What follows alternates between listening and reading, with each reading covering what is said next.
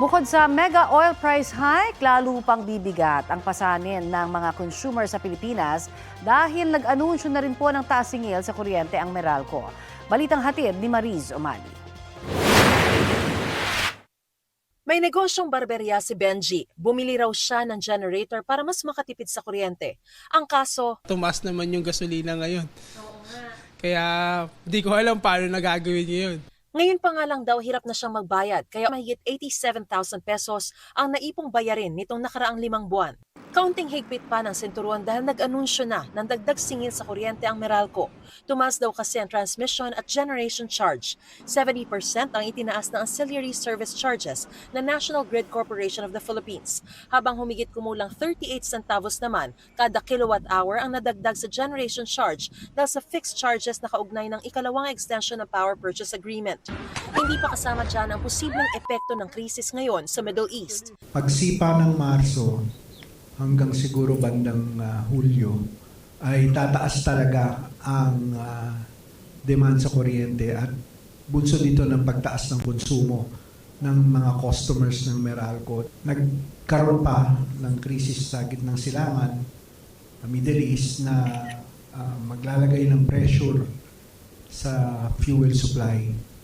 Kaya those two factors are really most probably going to drive prices higher at kami gusto na namin i-emphasize yun na talagang it's almost inevitable.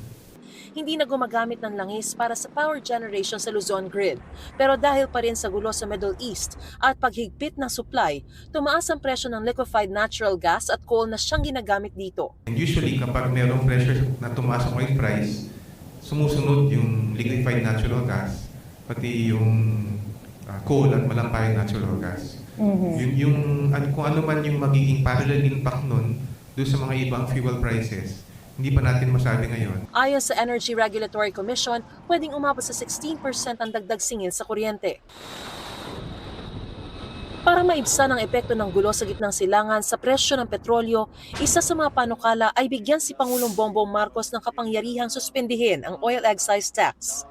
Kung sakali, 6 pesos ang inaasahang mababawas sa kada litro ng diesel at 10 pesos naman sa gasolina. No objection. The motion is likewise approved. Lusot na sa House Committee on Ways and Means ang inaprubahang substitute bill.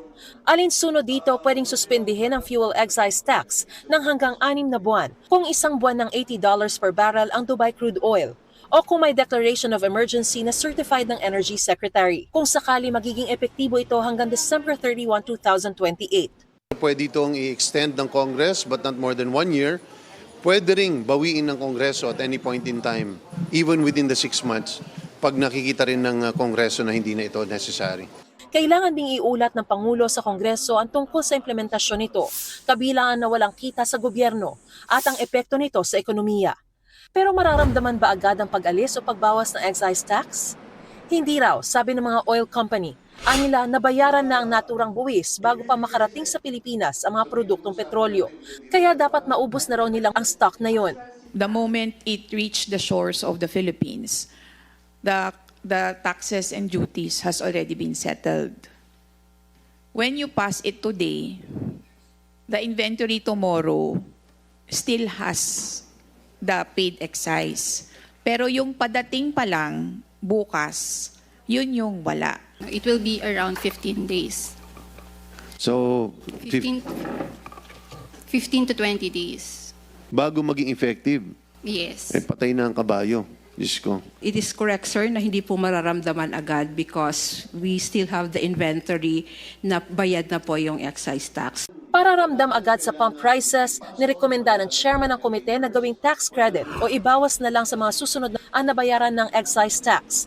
Wala ito sa mismong batas pero pwede raw ilagay na lang sa implementing rules and regulations o gabay sa pagpapatupad ng batas. Upon the suspension declaration of the President, dapat the following day, effective siya immediately. Sakaling sertipikahang urgent na Malacanang ang panukala, inaasahang maaaprubahan ito sa ikalawa at ikatlot huling pagbasa.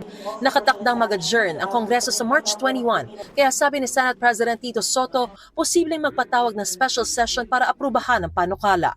Mariz Umali nagbabalita para sa GMA Integrated News.